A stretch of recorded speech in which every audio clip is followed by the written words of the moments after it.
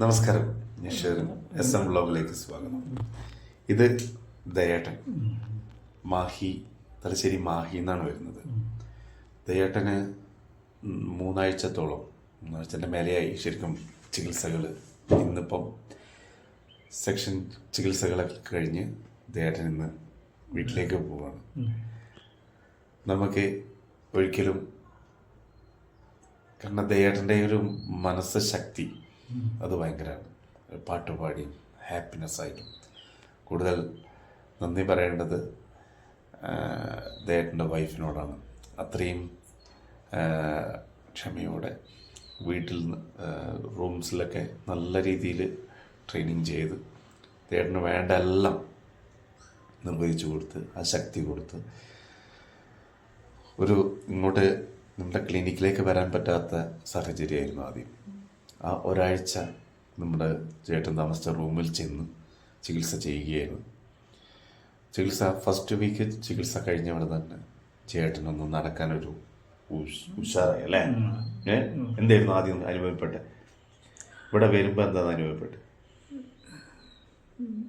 ചികിത്സകൾ അങ്ങനെ ഇതുവരെ എടുത്തിട്ടില്ലാത്ത ചികിത്സയിലേക്ക്, ആയുർവേദത്തിലേക്ക് വരുമ്പോൾ എന്തായിരുന്നു ദയേട്ടൻ്റെ മനസ്സിലുണ്ടായിരുന്നത്?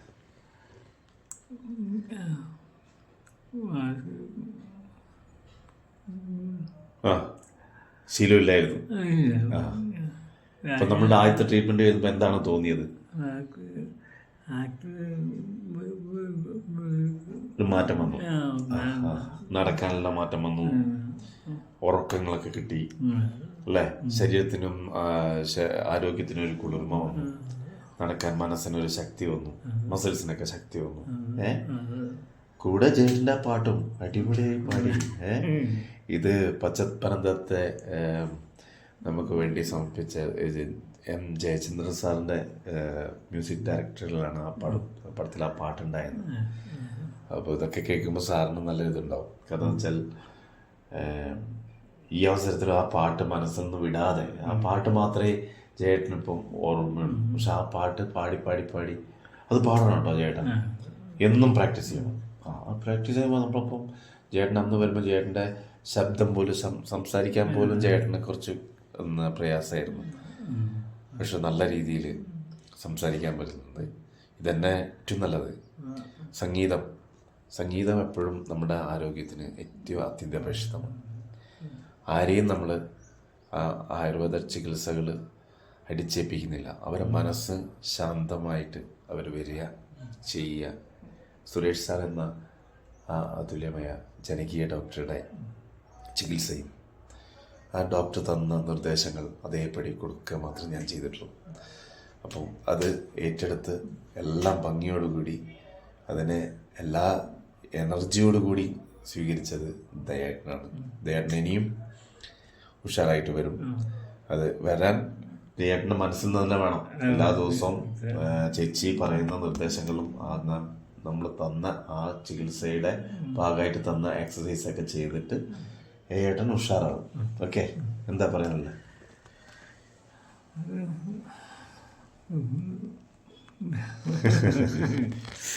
ഓക്കെ.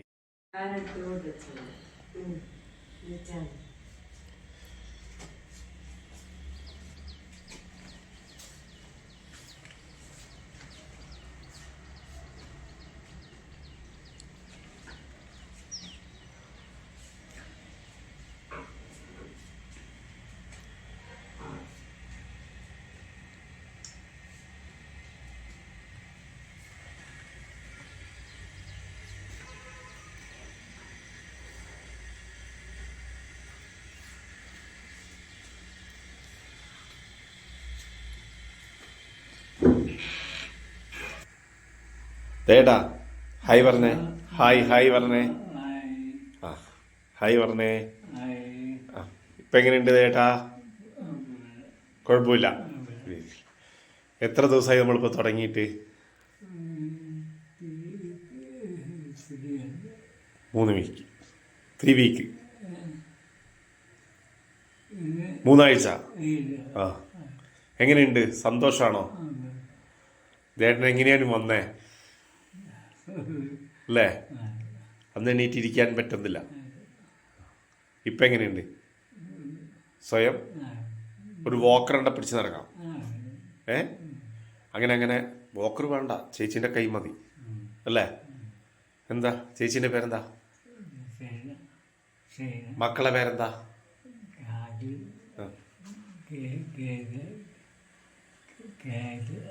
ഗായത്രി.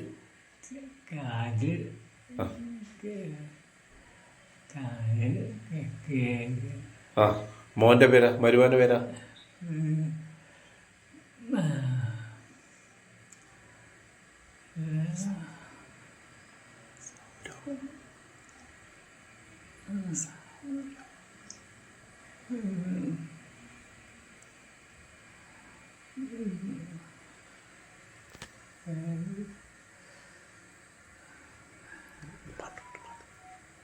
പാട്ടൊന്ന് പാട്. പച്ചപ്പറമ്പത്ത് പൊന്നാരപ്പൂത്ത് പൊന്നിൻ പൂമലകി.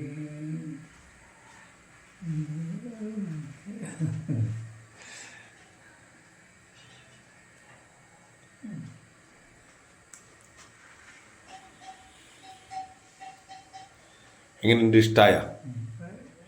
സുരേഷ് സാറിന് ഇഷ്ടമായ? എൻ്റെ പേരെന്താ?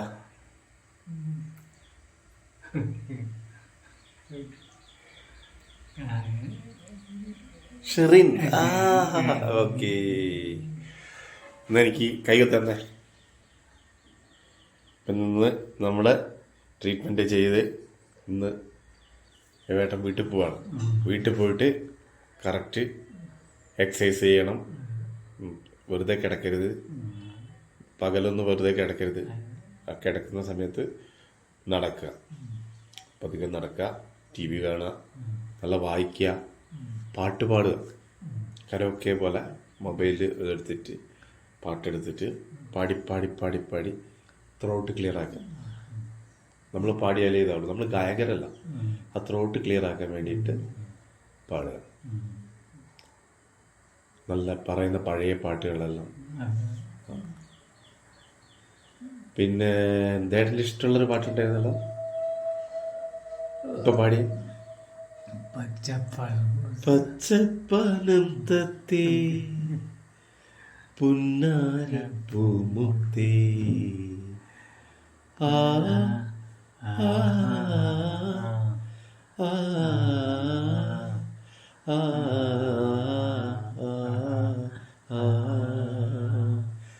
പച്ചപ്പനന്തത്തെ പുന്നാരപ്പൂമുത്തേ പുന്നെല്ലിൻ പൂങ്കരളേ ഒറ്റയ്ക്കു നീ എന്നെ കൊച്ചു വാഴത്തോപ്പിൽ പൊന്നും മലകേ